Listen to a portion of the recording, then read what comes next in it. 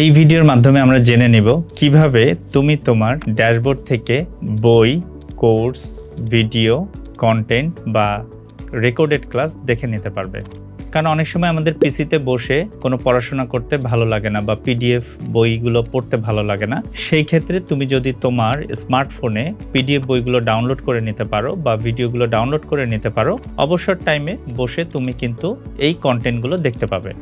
সেজন্য প্রথমেই তোমাকে যেটা করতে হবে সেটা হচ্ছে আমাদের ওয়েবসাইট www.ictolympiadbangladesh.com যে তোমাকে লগ ইন করতে হবে। তুমি যদি রেজিস্ট্রেশন করে থাকো তাহলে তুমি ড্যাশবোর্ডে চলে যাবে। ড্যাশবোর্ডে গেলে তুমি দেখবে যে রিসোর্স বাটন, সেখানে রিসোর্সে ক্লিক করলে তুমি তোমার সমস্ত রিসোর্সগুলো সেখানে পেয়ে যাবে তোমার ক্লাসের তোমার সেগমেন্ট অনুযায়ী। সেখান থেকে তুমি যে কোনো একটি রিসোর্সে ক্লিক করবে এবং সেখানে দেখবে তুমি একটি ডাউনলোড বাটন, ব্যাস ডাউনলোড বাটন ক্লিক করে পিডিএফটি তোমার স্মার্টফোন বা ল্যাপটপে রেখে দাও। পরবর্তীতে যখন খুশি তখন সেই পিডিএফটি তুমি পড়ে পরীক্ষার জন্য প্রস্তুতি নাও।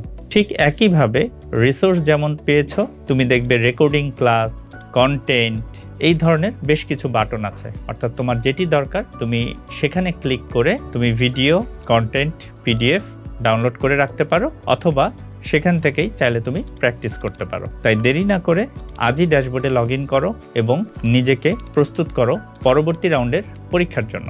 কারণ আমাদের কিন্তু একটাই লক্ষ্য, হতে হবে আইসিটিতে দক্ষ।